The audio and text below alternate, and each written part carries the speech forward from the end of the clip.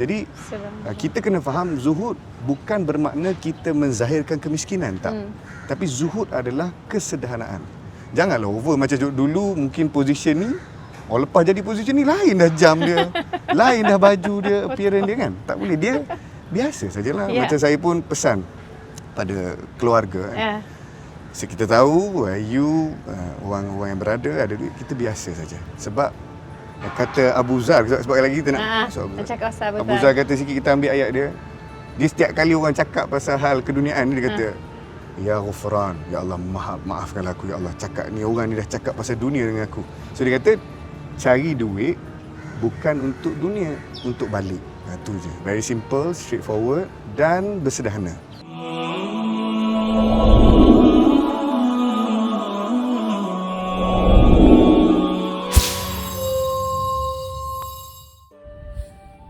Ramadan kini melangkah ke minggu ketiga.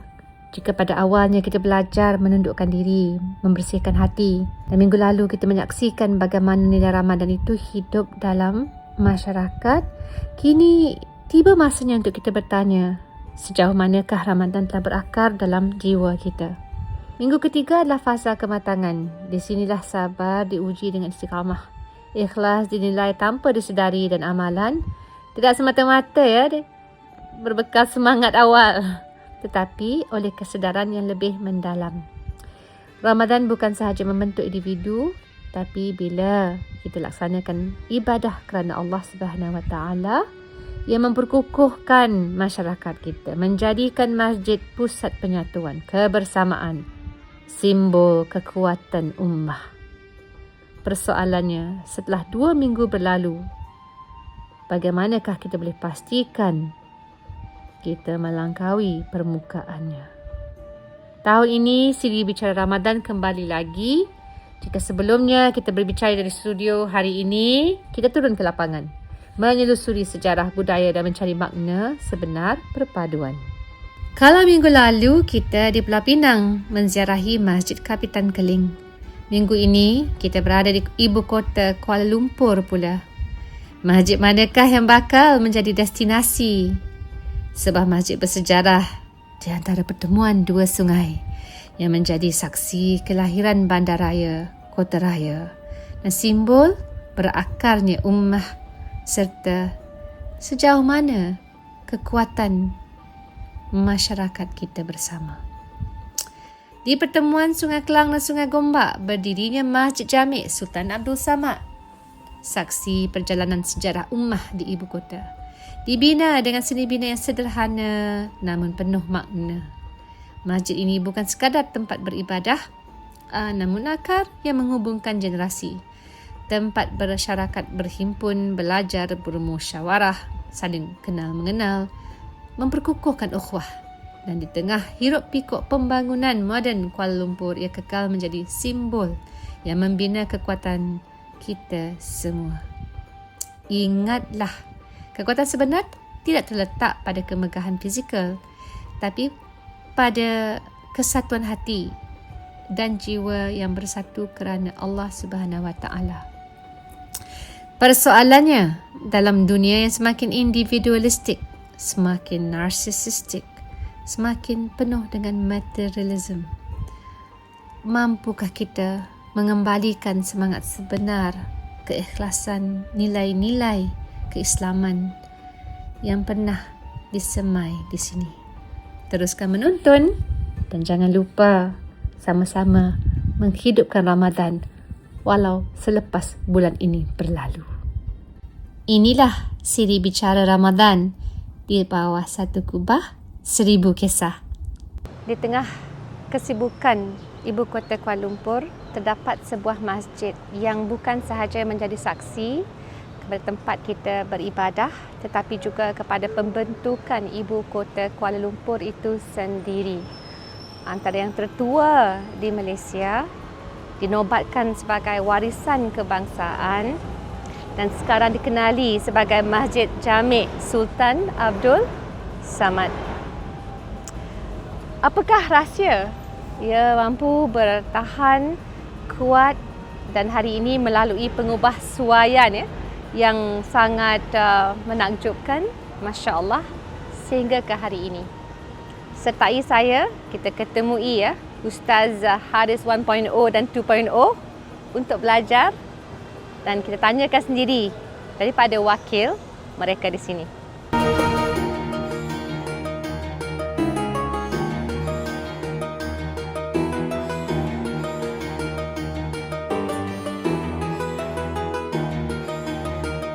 Alhamdulillah, saya bersama dengan Ketua Imam Masjid Jamek, Ustaz Haris J.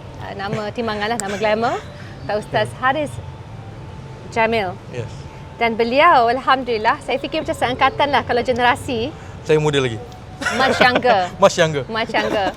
Tapi beliau memang ada jawapan tentang terletaknya, di manakah terletaknya Sungai Gombak dengan Sungai Kelang yang merupakan tempat pertemuan diwakili oleh Masjid Jamek. So, yang mana Ustaz? Boleh explain sedikit signifikannya, termasuklah 3 kubah yang ada di belakang kita. Okey, baik. A'udzubillahi minasyaitonir rajim. Bismillahirrahmanirrahim. Jadi untuk menjawab soalan Kakak. Sis. Sis Nurul Izzah. Baik. Jadi pertemuan dua buah sungai di Masjid Jamek ni sebenarnya bukanlah dipanggil kuala. Kalau ikutkan dalam sejarah dipanggil muara. Muara, dan nama dalam bahasa Mandarin ialah Muara Bustak. Iaitu muara berlumpur. Dan kemudian ketika sekitar 1880 dijadikan Kuala Berlumpur dan diangkat nama dia di Kuala Lumpur lah. Baik, dan seterusnya pada tahun 1972 Kuala Lumpur menjadi pusat pentadbiran negara kita, Malaysia.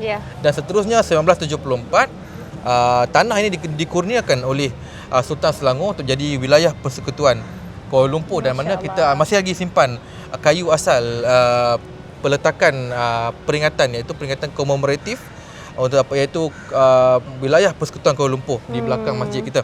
Dan untuk pengetahuan, di sini ialah Sungai Kelang, dan sana ialah Sungai Gombak. Nanti kamera akan tunjuk. Baik, dan seterusnya pula pertemuan dua muara ini dipanggil Kuala Berlumpur sehingga tercetusnya Kuala Lumpur. Dan sebenarnya Masjid Jamek ini merupakan sebuah tanah perkuburan. Pada tahun 1875 dah ke bawah sehingga tahun 1907, di mana masjid ni dah dijadikan lokasi untuk pembinaan masjid baru, ataupun dalam surat khabar tulis New Mosque pada tarikh 24 Disember 1909 telah dituliskan dalam surat khabar Malay Mail ketika itu, dan menggantikan masjid yang ada di sekitar Jalan Tun Perak ataupun nama lama Jalan Java Street, iaitu Masjid Java Street telah dirobohkan dan telah dipindahkan menjadi Masjid Jamek Kuala Lumpur ketika itu. Dan untuk pengetahuan, pada tahun 1881 telah berlaku beberapa insiden, iaitu pertama ialah The Great Flood, iaitu banjir besar di Kuala Lumpur, dan kedua ialah The Great Fire, kebakaran yang besar di seluruh Kuala Lumpur. Yes. Saya ada miss the Great Fire as well. The Great Fire, sebab masa tu untuk pengetahuan, banyak rumah-rumah penduduk di sekitar kawasan Kuala Lumpur ni menggunakan atap rombia dan kayu. Jadi selepas kejadian The Great Flood dan Great Fire inilah berlakunya perubahan pemodenan, dan mula kita gunakan batu bata dan juga simen lah. Okey, di sekitar kawasan ini ada dua tebing kanan dan tebing kiri. Tebing kanan yang ramainya oleh orang-orang daripada Rawa ataupun Sumatera Barat, iaitu Rau, yang RAO, Rau, orang Rawa. Kalau kita makan tose Rawa mungkin kan, ada Rawa lah, Rawa. Dan juga di sebelah tebing kiri ialah Jawi Peranakan. Jawi Peranakan dan juga orang-orang datang daripada Melaka. Disebabkan itulah Masjid India, nama asalnya bukan Masjid India. Nama asalnya Masjid Orang Melaka atau Masjid Kampung Melaka. Dan disebabkan di sana juga ada satu kawasan nama Jalan Melayu. Kerana di situlah sejarahnya ialah orang-orang Melaka tinggal. Dan di sini kalau ikutkan sejarah, asalnya ialah suku Temuan yang duduk di sekitar kawasan Sungai-Sungai Kelang ini. Dan kalau ikutkan sejak tahun 1908 dibina 23 Mac 1908 dan siap dibina pada 23 Disember 1909. Pada tarikh ini 116 tahun masih bertapak sehingga ke hari ini. Mungkin ramai tak tahu bahawa antara figura yang telah membantu dalam pembentukan ataupun design Masjid Jamek ini adalah seorang warga negara British, Britain, Arthur Benison Hubbard, yang bukan seorang arkitek tapi macam saya seorang jurutera. Jadi orang yang memang bertanggungjawab dalam pembinaan bukannya seorang Islam atau seorang Muslim, Dan ia seolah-olah menyimbolkan kan, memberi simbol kepada bagaimana masjid ini sangat istimewa di tengah-tengah kota dan mampu mencantumkan budaya di antara pelbagai agama. Saya nak tanyalah Ustaz Haris J kita, dari segi apa yang daripada sejarahnya sampai ke hari ini, apa yang mampu digarap oleh masjid, keistimewaan ini yang menjadikan ia lain daripada yang lain? Baik, Alhamdulillah Masjid Jamek tadi YB Izzah kata berkaitan dengan pembinaannya oleh seorang jurutera bernama Arthur Benson Habak, engineer jurutera. Engineer is jurutera. You're right. Betul. You are right. Okey. Dan untuk pengetahuan, sejak dibina dan dicadangkan pembinaan Masjid Jamek ini, salah satu pun ciri-cirinya melambangkan ciri-ciri Melayu, iaitu keseluruhan daripada bangunan ini digunakan arkitektur daripada Mughal ataupun Moor, dan sebahagiannya juga ialah menggunakan teknik arkitektur iaitu bernama Neoclassical, dan juga satu lagi nama dia ialah Gothic Revival. Gothic Revival. Yes. Dan tak ada satu pun ciri-ciri ataupun pembinaan ciri-ciri berkonsepkan Melayu, yang mana itulah yang menjadi keunikan di Masjid Jamek. Walaupun di sekitar kawasan yang penuh dengan masyarakat Melayu ketika itu, tetapi dipilih arkitektur daripada Mughal iaitu selatan India dan juga daripada Moor, yang mana telah kita dapat lihat dari segi pemilihan batu-bata ni, tiang-tiang dan juga kubah yang berbentuk seperti kubah bawang, bentuk seperti kubah bawang. Jadi itu adalah satu seni bina yang tak ada kaitan langsung dengan masyarakat Melayu pada ketika itu, tetapi ada beberapa perkara penting yang perlu kita lihat, antaranya adalah pokok-pokok lah. Kita contoh pokok kelapa, pokok kaduk yang menjadi keunikan di Masjid Jamek yang mungkin tak ada di masjid-masjid lain. Yang kita sekarang ada pokok mangga yang paling manis. Di belakang sana saya akan tunjuk sekejap lagi. Jangan suka-suka masuk. Kena minta izin. Ada mangga yang paling manis. Sekejap saya akan tunjuk ke YB Nurizah sekejap lagi. Okey. Dan untuk pengetahuan penonton dan juga YB, sebenarnya Masjid Jamek ni telah 116 tahun bertapak. Dan sejak itulah sebelumnya diperluaskan, 1984 diluaskan menjadi 3 lagi bangunan, iaitu kanan, kiri dan satu lagi bangunan pentadbiran 1984. Dan sejak 116 tahun yang lalu telah dibina dan dilaksanakan pelbagai aktiviti untuk perkembangan masyarakat, untuk memi'rajkan jiwa ummah kita. Mi'raj tu mengangkat martabat kita, martabat bangsa kita, agama kita, tak kira bangsa.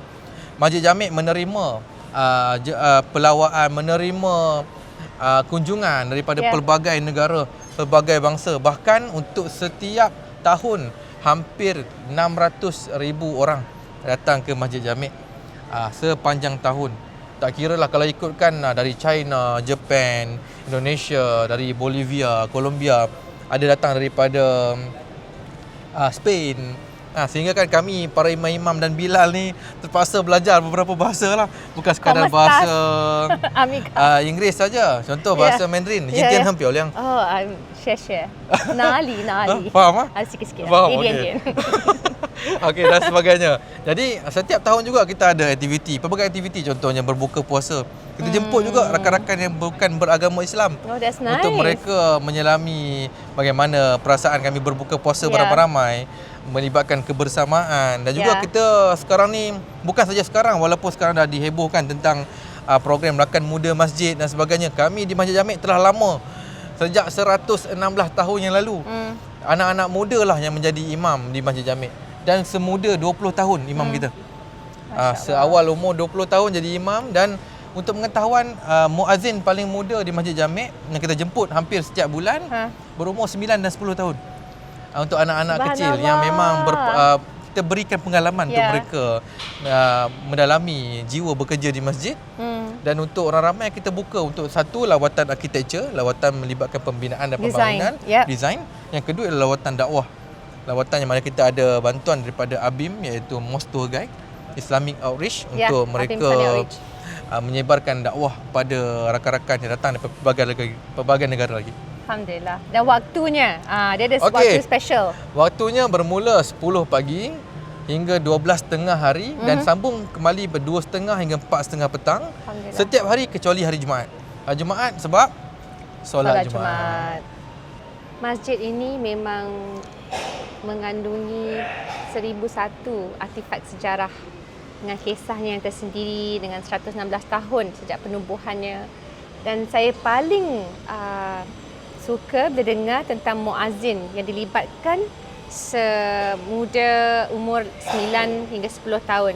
Maksud dari muda kita nak pastikan anak-anak ni dapat pendedahan, dapat merasa tertarik dengan masjid, mereka dilibatkan dengan cabaran dunia pada hari ini. Kita tahu kan dari segi masalah sosialnya. Di tengah-tengah kota Kuala Lumpur pun ada banyak ragam yang menyebabkan ramai orang terpalit, ramai orang tergelincir.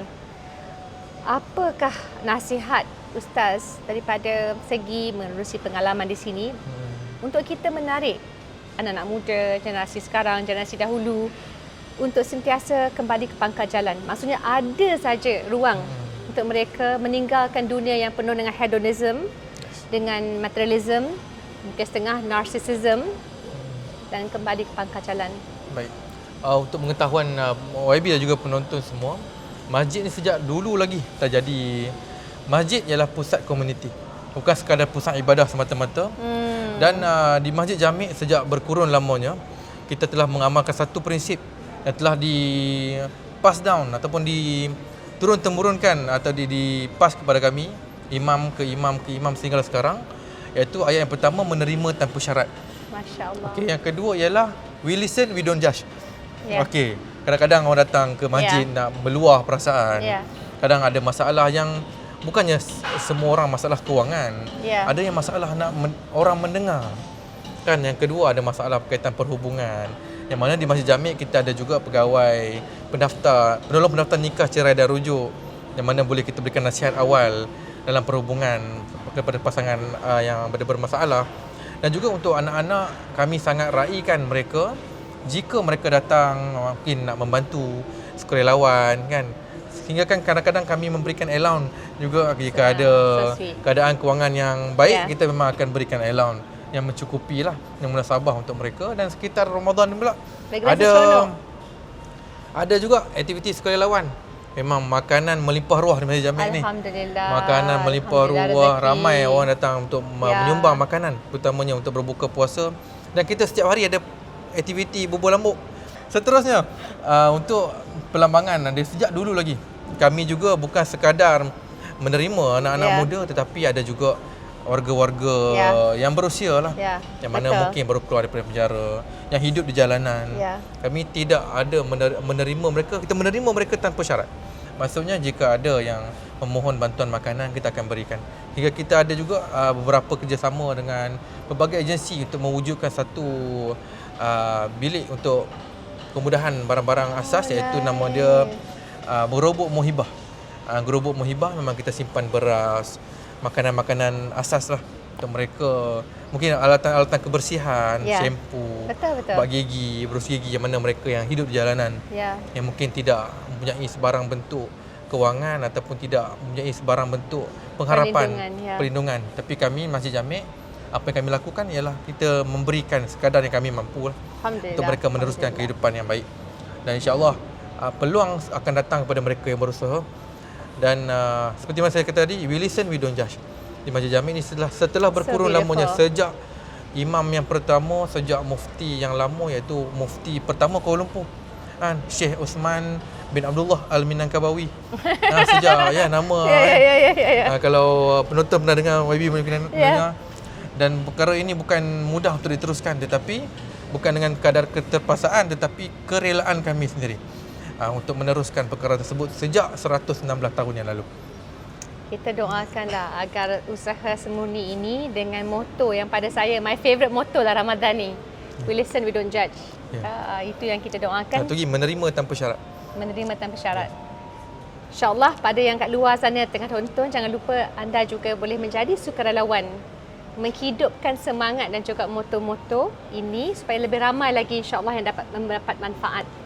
Jadi saya nak minta semua daripada kita ni bersama dengan saya mengucapkan jutaan terima kasih, sekalipun penghargaan, jazakallah khairan kathiran di atas ruangan dan juga layanan yang diberikan kepada kami. lebih-lebih lagi untuk kita mendalami sejarah, menghargai dan menyumbang segala cara yang kita boleh. Saya nak pesan satu je tambahan. Kita jagalah kasut ya, satu sama lain dalam keadaan selamat. Kerana masjid ni kan tempat beribadah, tempat kita nak pastikan kita imarahkan, jadi bila orang datang letak kasut dia selamat kan. InsyaAllah selamat. InsyaAllah. Dia paling penting dalam kehidupan kita ialah satu perkara, iaitu tawakal. Betul. Betul.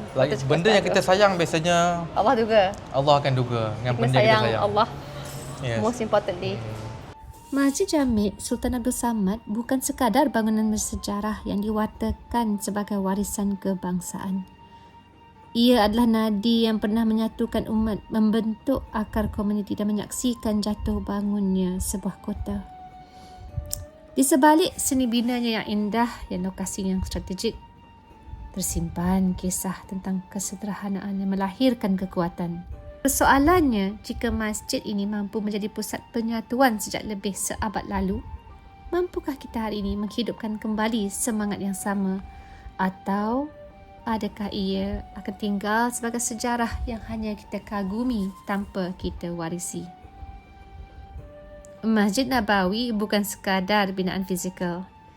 Ia adalah simbol bagaimana iman membentuk masyarakat dan bagaimana akhlak membina peradaban. Rasulullah sallallahu alaihi wasallam membuktikan kepimpinan bukan tentang kuasa tetapi tentang amanah dan ketauladanan. Begitu juga dengan Kaabah dan kiswahnya. Ia mengingatkan kita tentang perlunya menjaga batas-batas Allah dan memastikan simbol kesucian ini tidak dicemari. Persoalannya, jika model itu telah sempurna ditunjukkan lebih 1400 tahun dahulu, apakah yang menghalang kita hari ini daripada membina komuniti yang kuat dan menjaga amanah dengan sebaiknya? Adakah ianya bermula dari masjid atau ianya bermula dari diri kita sendiri? Alhamdulillah hari ini saya sempat, kalau tadi dengan Ketua Imam di Masjid Jami', sekarang dengan kita punya VIP, tetamu undangan kita. Kalau sebelumnya Ramadan lepas dengan suri hati beliau, hari ini dengan tak lain tak bukan PU Haris ataupun Ustaz Haris, yang merupakan bukan sahaja seorang pendakwah muda, sangat disukai ramai, Alhamdulillah, tetapi pendekatan menerusi program-program beliau sangat busy pasal tu bunyi phone semua. It's okay. Sorry. No problem. Sorry. Saya sangat hargai masa, tapi saya sempat hadir program yang beliau kelolakan bersama isteri tersayang dan saya dapat lihat pendekatan yang Ustaz bawakan sangat-sangat dapat menangkap atau menggamit jiwa. Kerana digandingkan bukan sahaja apa yang diajar dalam Islam, tetapi dari segi tekanan mental, dari segi cabaran hari ke hari yang manusia hadapi, kita sebagai insan biasa dalam rencam dunia yang ada dengan tekanan dan serangan genosid dan sebagainya. Jadi pertama soalan saya Ustaz Haris adalah, kita tahu tentang masjid pertama yang dibina dalam sejarah Islam 1400 tahun yang lalu. Dia lebih kepada tapak tempat untuk kita beribadah. Tidaklah sangatnya melihat kepada nilai estetik, kena cantik, kena paling hebat marmar dan sebagainya. Tapi nilai kesederhanaan inilah mungkin yang membawa kita dekat dengan Allah Subhanahu Wa Taala. Ustaz sebagai salah seorang yang sangat terkenal di Malaysia, masya-Allah. Ya, bagaimana Ustaz mengaplikasikan kesederhanaan itu sejak hari-hari pertama terlibat dalam gerakan atau program pencetus ummah dan sebagainya, dan apakah inspirasi di sebalik apa yang berlaku? Baik, banyak YB puji saya tu. Sorry. Banyak Puan Izzah puji saya. Saya pun tak rasalah digemari ramai sangat orang, tapi kalau ada, Alhamdulillah, syukur. Kalau yang tak suka pun tak apa, kita sampaikan kebaikan. Baik, kita mula sikit dengan Masjid Nabawi. Bagaimana Masjid Nabawi menjadi satu pusat pemerintahan unggul. Okey, dia ada cerita sikit. Sebelum sampai ke Masjid Nabawi itu, ada cerita sedih. Kerana Nabi SAW pergi ke Yathrib. Yathrib, awal nama Yathrib ni masuk benda yang tak elok. Dan kita hari ni pun Jangan nak jadi rare sangat panggil I've been to Yathrib ataupun bawa balik daripada Yathrib, tak. Kena sebut Madinah kerana dilarang sebut sedemikian. Kerana ada buruk sikit cakap Yathrib tu. Okey. Masa Nabi nak pergi ke Madinah, sedikit kesedihan. Walaupun ianya ada strategi dan juga adalah perintah Allah. Tapi sedikit kesedihan kerana kena paksa keluar daripada kampung halaman dia. Kita pun macam kita pun saya orang kampung, orang Besut, Terengganu. Bila mari ke KL ni memanglah adalah rindu sikit-sikit kan. Kadang ada masakan-masakan tertentu dan sebagainya. Kita kalau ada orang paksa kita jangan balik dah. Memang sedih. Jadi apa yang berlaku pada Nabi SAW bukan sahaja baginda dan beberapa orang yang lain yang awalin. Biasa orang yang awal dengan kita ni adalah orang yang benar-benar mencintai kita. Bahkan agama juga menyebut kan, agama juga menyebut yang mana yang terlibat dengan Al-Badar, peperangan Badar, dia akan diampunkan despite of mistakes yang akan dia buat, tapi dia akan diampunkan. Pasal masa tu dah lah susah. Barang tak cukup. Semua tak ada. Pergi juga perang. Bulan Ramadan macam kita sekarang. Tapi Allah janji anni mumiddukum bi alfin minal malaikati murdifin. Aku turunkan 1000 malaikat. Sebab tu masa tengah perang orang Quraisy kafir lari pasal dia tengok malaikat tu turun. So nak jadi apa-apa jadi yang terawal. Jangan orang dah berjaya, orang dah macam kadang-kadang kita pun kawan-kawan ni time susah dulu tak pandang pun kita. Hina kita kan. Tapi bila dah ada satu benda yang baik, kita dulu sekolah sekali. Makan sekali bawah atap tu. Saya pun adalah orang claim kan, tapi ada juga. Tak apa. Bukan kita salahkan dia, tapi hanya kita beringat. Cuma ketika susah itu adalah keikhlasan berlaku. Jadi sebab tu Allah bagi speciality pada geng Badar awal-awal masuk Islam. Di masa pergi ke Madinah, Nabi doa dengan satu tangisan. Nabi kata Allahumma habib ilainal madinata tahubbinal makkata aw ashad. Ya Allah, bagi aku sayang cinta Madinah sama macam aku sayang Mekah ataupun lebih lagi. The more the better. Jadi Allah makbulkan doa itu dan Nabi SAW wafat di Madinah. Jadi pembukaan ada satu bahagian tu Puan, satu bahagian tu yang saya rasa benda ni kita boleh relate. Masa ada bahagian yang boleh pulang balik ke Mekah, bau roti. Bau roti dekat celahan bukit sebab lembah kan dulu. Mekah ni lembah. Dia kata bau roti ini merindukan aku pada rumah dan kampung halamanku. Tapi yang jadi sedih tu adalah masa nak pergi tu, tiba-tiba Nabi kata kita patah balik, tak jadi untuk hijrah, tak jadi untuk masuk Mekah balik. Lepas tu Umar kata alasna bil haq wa huwa ala batil. Umar kata pada Nabi, bukankah kita ni di jalan yang benar, mereka yang salah, kenapa kita kena patah balik? Umar setiap kali lepas wafat tu dia kata dalam banyak-banyak memori sebahagiannya, itulah memori antara yang dia sedikit menyesal pasal dia angkat suara sikit nak balik kampung dia tu. Jadi cerita tentang Madinah adalah satu cerita nostalgik untuk semua para anbiya sahabat terutamanya, kerana itu tempat mereka membesar. Nabi SAW menjalani proses kehidupan dia di situ dan sahabat-sahabat yang lain. Itu sebagai pembukaan Puan Izzah gitu. Dan apa yang dipraktikkan oleh Nabi Muhammad SAW? Kerana sekarang ni bila kita pergi ke tempat beribadah masjid, mungkin kita lupa antara niat ataupun maksud awal bila dibukanya sebuah masjid. Lebih-lebih lagi dalam konteks mereka telah ditekan, diserang, dizalimi. Dan kita kan dalam bulan Ramadan, ibadah pertama yang diperkenalkan di Madinah adalah kos berpuasa. Mungkin saya nak Ustaz cerita sedikit dan kaitkan dengan keputusan Ustaz untuk masuk dalam gelanggang dakwah. Dakwah is not easy. It's not easy. Apa-apa pun kita buat kan memang mencabar. Okey. Jadi pesanan sikit sebab tu kalau walaupun kita dah pergi banyak kali umrah, jangan tinggal untuk duduk dia punya tazkirah awal ataupun peringatan awal itu. Duduk sekali lagi. Sebab setiap kali kita duduk akan ada tajdid iman kita, memperbaharui, renew kita punya iman supaya tak sampai di Mekah Madinah tu kerja nak selfie tengah tawaf pun ada yang ambil video. At-tawaful huwal ibadah. Tawaf ni sama macam ibadah, semayang gitu kan. Dia tak boleh main telefon kan. Dia cuma ada kelonggaran kalau ada orang susah. Kita boleh tarik, mak kita boleh angkat. Itu ada kemudahan sikitlah. Tapi duduklah pada briefing-briefing yang ada, yang setiap biasanya mana-mana travel agent dia buat supaya kita ni tidak tersasar. Sebab kadang-kadang kalau pergi tak ada apa-apa. Ada orang saya pergi DIY, pergi sendiri okey, tapi dengan syarat you mesti kena ada persediaan niat. Hadis pertama dalam semua kitab-kitab innamal a'malu binniyat, yang mana bermaksud niat itu setiap perkara berdasarkan niat, dan ia adalah 2/3 agama. 2/3 agama. Sebab tu kadang-kadang usaha kita tu tak jadi banyak mana pun.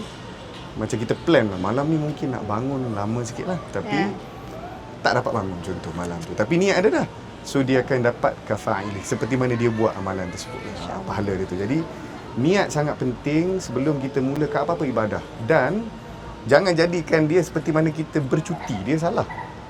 Dalam Islam, dia lebih kepada ziarah. Dia bukan bercuti di ziarah. Ziarah ni bermaksud apa-apa kita tengok, kita kembalikan kepada Allah. Apa-apa kita tengok, macam kat sini pun, dekat Malaysia pun sebenarnya ada ya. Masjid yang kita berada sekarang ni ada payung-payung yang sama di Madinah. Yang betul. Dia buat kat sini. So biasa orang duduk bawah tu dan ibadah lah di bawah tu, di sana di Madinah. Jadi Masjid Nabawi pun kita ada ambil esensi dia sikit lah di sini. Alhamdulillah. Kenapa saya join dakwah? Saya pun sebenarnya awal-awal pun tak berapa clear jugalah, pasal bukanlah untuk mengenang benda yang tidak baik, tapi kadang kita masuk dakwah ni dengan cara yang sedikit selebriti ni ada kekurangan dia lah. Bukanlah saya pun lahir daripada program tu, tapi saya rasa sekarang lebih detail, lebih jelas ke mana saya nak bawa. Sebab kalau kita sekarang ustaz-ustaz disambut macam selebriti tau. Naik pentas, lampu tembak dengan lagu kita apa semua kan, dengan adanya apa dulu ada tagline kan, tagline apa semua. Walaupun pada saya tengok tu satu kesenian lah. But in the real world, TV itu satu benda yang perlu untuk dakwah. Tapi sebenarnya yang lebih besar daripada itu adalah apa yang nak dibawa dan apa yang nak disampaikan dengan jelas. Pasal kalau orang tu nak glamour, nak jadi ustaz ataupun jadi kejap lagi payah. Pasal ini benda yang kita bawa divine, satu benda yang daripada atas. Dia tak boleh bawa dengan belagak, dengan tidak faham, dengan keinginan nak mengedepankan diri sangat tak. Nabi SAW pun ada beberapa imam mazhab mengatakan, kalaulah aku ni lau kuntu alimni indi minal khataya wal zunub, kalau kau tahu apa salah dan silap aku, lau hasautum ala ra'si bitrak, kau ambil pasir sapu atas kepala aku. Ni perkataan antara 4 imam mazahib kita lah. Jadi dia bukan satu pilihan, tapi dia hanya sekadar usaha yang kena ada kepahaman, bantu orang tak faham, kena ni ada sebaliknya gitu. Betul. Itu akan jadi yang terbaik. Kita pun dah ada tanda-tanda untuk berhenti. Jadi terima kasih. Alhamdulillah, jawapan tu saya ucap terima kasih kerana ustaz bercakap dari hati, dan moga-moga sampai kepada yang lain. Yang saya pasti ada cerita-cerita masing-masing, tapi kita sentiasa beringatlah. Betul. Tadi ustaz sebut tentang bagaimana ustaz memperkukuhkan dalaman kan sebelum masuk, dengan sama ada pencetus ke, sama ada di depan mata umum ke. Jadi semua ini kembali kepada konsep zuhud. Saya nak tanyalah pendapat ustaz atau beberapa perkongsian. Semasa zaman Nabi pun, Nabi Muhammad SAW, beliau sendiri diriwayatkan dalam banyak hadis yang kerja-kerja rumah beliau sendiri buat, tidak pun merasa terlalu gah sebagai seorang ayah, sebagai seorang pemimpin, sebagai seorang suami. Jadi mungkin kita kadang-kadang bab-bab ni memang kita nak mengejar kadang-kadang rezeki yang bertambah, melimpah ruah, tapi pada masa yang sama masih lagi kekal dengan konsep zuhud. Mungkin boleh kongsikan sedikit sebanyak. Kadang-kadang orang ambil bab ibadah hanya time solat, tapi terasing daripada kehidupan kita dalam bidang perniagaan ke atau sebagainya. Baik, bagus puan tanya tentang zuhud. Sebab zuhud ni dia adalah kalau kita tengok definisi sedikit, wal amalu bitanzil, dia mesti beraction kepada apa yang telah diturunkan. Zuhud adalah perintah. Nabi SAW, zuhud bukan bermakna miskin. Jangan kita salah faham. Ada orang kata zuhud equal kepada miskin. Tak. Nabi SAW sendiri pada peringkat akhir sedikit kehidupan dia adalah seorang yang berduit ataupun ada kekayaan. Kenapa kita tahu ada kekayaan? Nabi pergi semayang dengan unta berwarna merah. Unta berwarna merah ni, sekarang ni kita tak jumpa dah lah unta macam tu. Tapi nisbah unta merah ni kalau nak senang faham Ferrari lah. Tapi Nabi bawa pergi semayang. Nabi bawa pergi semayang dan itu untuk ibadah dan juga keperluan pasal dia kena cepat hadir ke tempat apabila masalah berlaku. Dia kena attend apabila sesuatu mesyuarat itu telah diputuskan, syura memutuskan sebahagian-sebahagiannya. Dan dia juga menggunakan apa yang dia ada. Macam kita tengok Masjid Nabawi. Asal Masjid Nabawi ni besar mana? Berapa kaki je. Kadang-kadang Nabi semayang terkena dengan Aisyah. Jadi nak katanya walaupun orang nombor satu dalam bukan negara, dalam dunia. Sebab dia memerintah. Selepas tu dia dah takluk Syam. Syam ni sekarang ni Palestin, Syam. Iraq pun dulu Syam. Besar. Dia dah takluk tapi dia masih lagi maintain kehidupan dia. Bukan kata lebih sama seperti dulu tapi dengan sekadarnya. Rumah pun walaupun rumah tu tidak besar, dia sediakan untuk ke-11 isteri Nabi ada rumah masing-masing. Jadi kita kena faham zuhud bukan bermakna kita menzahirkan kemiskinan, tak. Tapi zuhud adalah kesederhanaan. Janganlah over macam dulu mungkin position ni, lepas jadi position ni lain dah jam dia, lain dah baju dia, appearance dia kan. Tak boleh, dia biasa sajalah. Macam saya pun pesan pada keluarga. Kita tahu you orang yang berada ada duit, kita biasa saja. Sebab kata Abu Zar, sebab lagi kita nak Abu Zar kata sikit, kita ambil ayat dia.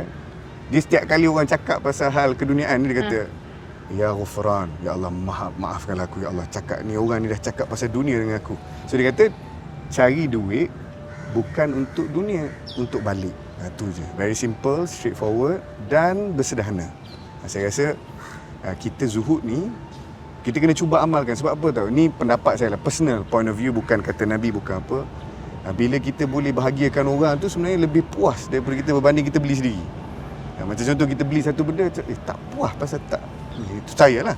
Tapi kalau beli untuk mak ke, beli untuk orang miskin kan, kita tengok dia betapa meraihkan dia kepada perkara itu, syukur dia zahir. Kita zahir lebih baik lah, insyaAllah. Tu dia saya ada tawaran kursus masa ketika itu tentang mental health yang saya nampak ditawarkan oleh University of Yale online. Dan antara sumber-sumber kebahagiaan termasuklah kalau kita memberi itu jauh lebih membahagiakan berbanding dengan kita beli untuk diri kita.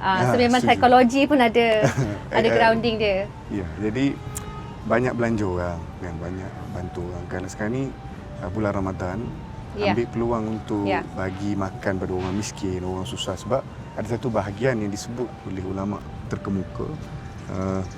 Sebenarnya sis Izzah yang ingatkan saya, dia adalah perkataan Ibn Qayyim. Dia kata apa? Wa mut'imil ji'an, banyak belanja orang makan Ramadan. Kerana dia akan mudahkan jalan ke syurga. Mushtaqatun ila arba'ati nafarin, memudahkan kita ke syurga insya-Allah. Jadi saya rasa itu sikit sebanyak tentang zuhud dan juga bagaimana cara nak praktikkan dia. Daripada pakaian, dalaman dan juga pemikiran. Kena zuhud semua. Bukan miskin. Saya nak kembali kepada tadi Ustaz sebut tentang Yathrib. Kerana kadang-kala kita pun lupa bahawa Nabi Muhammad sallallahu alaihi wasallam was a great strategist. Ustaz juga dengan Hajah memang terlibat dalam dunia perniagaan dan kita juga perlu strategik dalam keputusan yang kita ambil. Mungkin Ustaz boleh jelaskan sedikit kan, penukaran nama tu pun antara asbab branding. Rebranding kan, yang kita tak boleh ambil mudah. Nak jelaskan sedikit lah. Yalah, of course dalam dunia perniagaan my wife is a way ahead way than me lah dalam dunia perniagaan fashion. Saya F&B, masak-masak boleh lah. Tapi bila saya tengok ada satu tim yang dia bawa masuk, tim rebranding, saya masa tu macam apa ni? Keselarasan semua. Tapi sebenarnya after a while kita tengok bagaimana dia impact social media. Orang lebih engage. Orang tahu warna ni, kita pun warna biru juga, biru putih juga.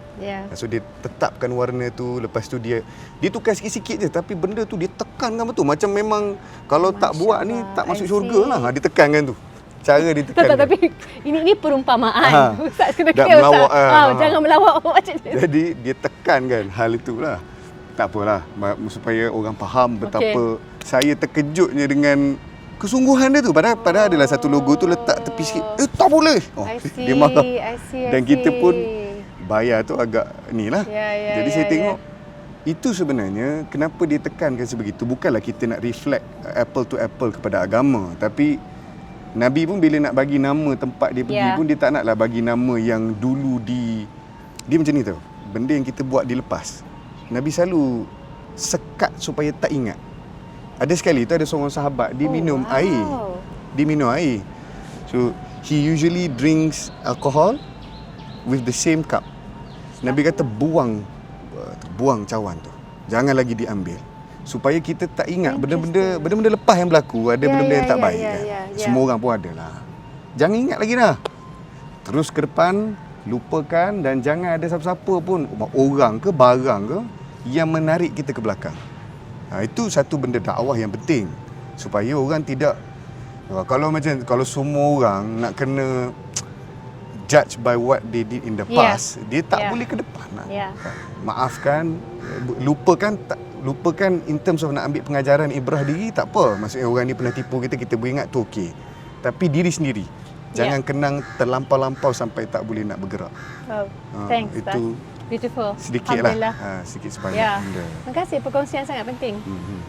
Jadi Ustaz, saya tadi ada bangkitkan sekarang ini kita, dunia semua dikejutkan bukan sahaja dengan pendedahan fail Epstein. Memanglah berlaku di Amerika Syarikat, tapi menunjukkan berlakunya konspirasi di peringkat kerajaan tertinggi. Mereka lindungi penjenayah seksual.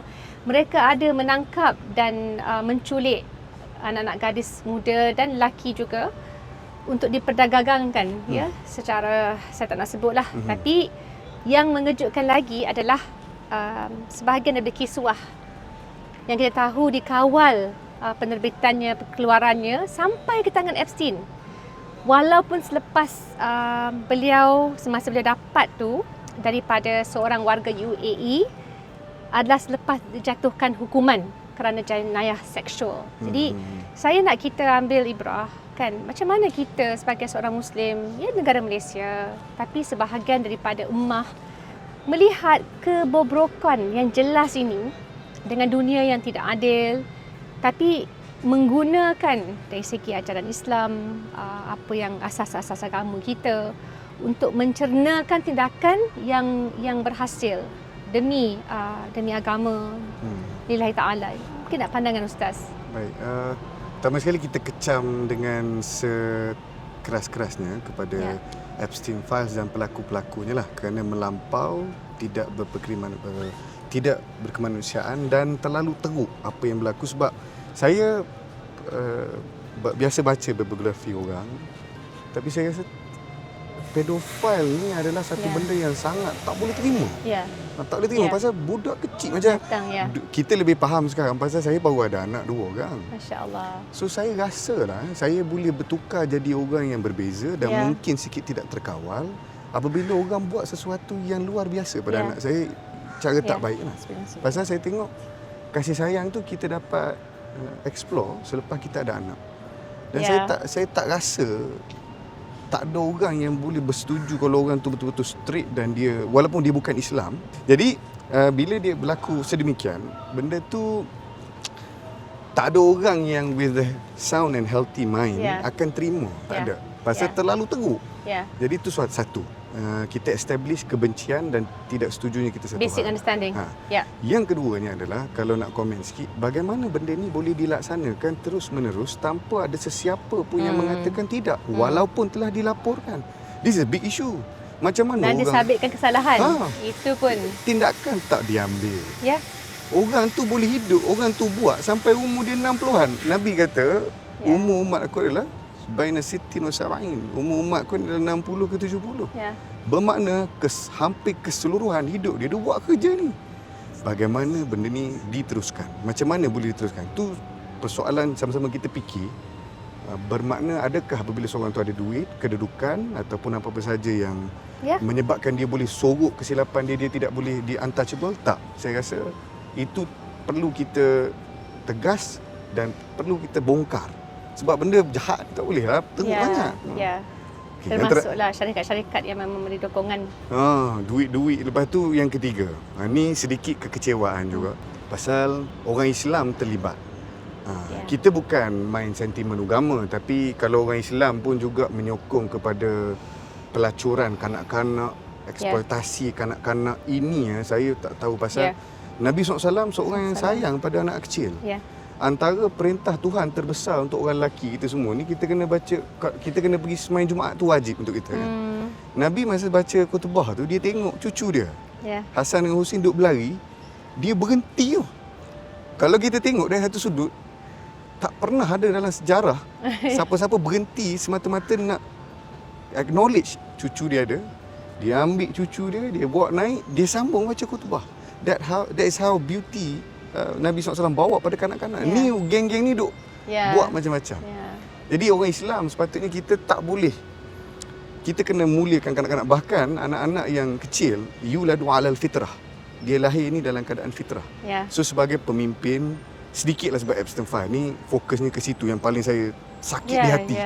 So patutnya kita raikan kanak-kanak, angkat darjat mereka, bagi macam dulu saya belajar di Imtiaz Terengganu. Dulu saya ingat saya hafal satu juzuk, pihak sekolah akan beri RM1,000 pada saya. Tapi alhamdulillah saya bukanlah yang pandai sangat. Tapi kawan-kawan saya ada yang dapat RM30,000 di awal muda. Subhanallah. Maksudnya pemerintah memainkan peranan dalam kanak-kanak punya kekuatan, kemuliaan. Dan orang-orang tu hari ni alhamdulillah kita dah tua dah hari ni. Tengok kawan-kawan ni semua berjaya, syukur. Doktor tapi hafiz Quran. Nice. Ni cikgu pun hafiz Quran. Alhamdulillah lah. So secara keseluruhan yang saya rasa boleh kita reflect dalam kepimpinan ada 4 perkara. Ni hadis ni dia luar biasa sikit. Sebab biasanya kadang-kadang orang-orang tanya juga, ada tak orang Islam cakap tentang orang kafir? Ada tak? Ada. Nabi SAW bagi tahu hadis ni hadis Al-Mustawrid bin Shaddad. Dia kata ada 4 perkara. Ni sahabat antara sahabat ni. Dia cakap ada 4 perkara yang menyebabkan orang putih jadi hebat. Orang putih jadi hebat, kita dengar pun kita kata Nabi sebut lah.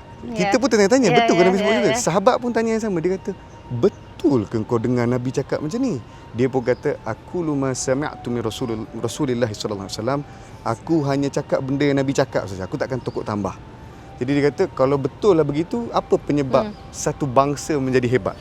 Orang putih kan, macam hari ni pun dia kata, orang putih Nabi bagi tahu yang akan menguasai dunia adalah orang putih. Macam sekarang lah US, Israel rule the world by proxies. Negara-negara barat banyaklah hebat-hebat kan. Jadi dia katakan 4 perkara. Pertama, innahum la ahlamun nas 'indal fitnah. Dia paling relax bila fitnah datang. Puan tengok kan sekarang dia bunuh orang kat Palestin tu. Berapa ratus ribu dah hari ni. Teruk daripada Hiroshima lagi.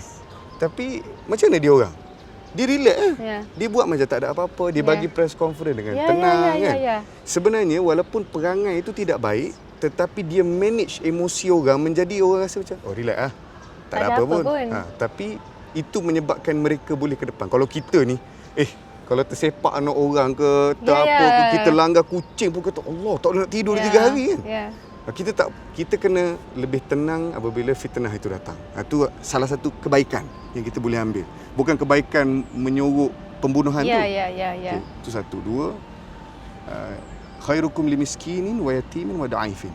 Paling baik dengan anak yatim, orang miskin dan mereka-mereka yang da'if, memerlukan bantuan. Ibu-ibu tunggal lah kita bantu. Lepas tu ausyaku karah ba'da farah, cepat bangkit daripada kesedihan. Dia sedih tak lama-lama sangat, sedih lama sangat nanti rosak jiwa, depression. Kena cepat bangkit. Maksudnya kadang-kadang ada orang dia ambil masa untuk move on kan. Dan yang terakhir, menyerang balas paling cepat apabila diserang.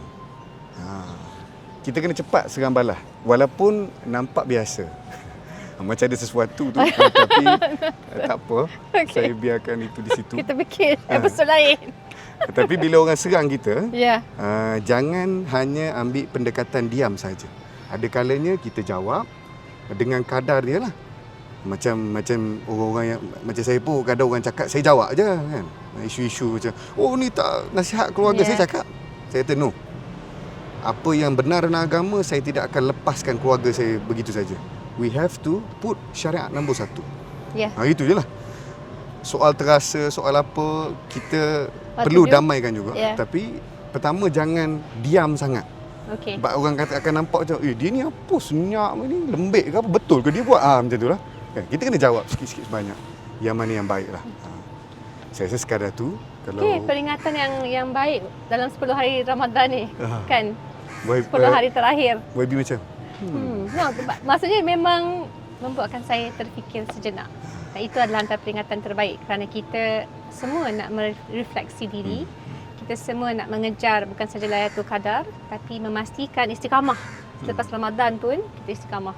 InsyaAllah. InsyaAllah. Terima Thank kasih you banyak Ustaz. Jazakallah khairan kathiran. Oh iya, insyaAllah. And thanks, don't forget to catch us. Jazakallah khairan kathiran kepada Ustaz Haris. Terima kasih semua. Hari ni kita ada Haris 1.0 dan Haris 2.0. Alhamdulillah. Untuk episod seterusnya, kita akan menyingkap kisah yang lebih menakjubkan. Seorang tokoh yang keberaniannya mengubah sejarah dan menggegarkan dunia.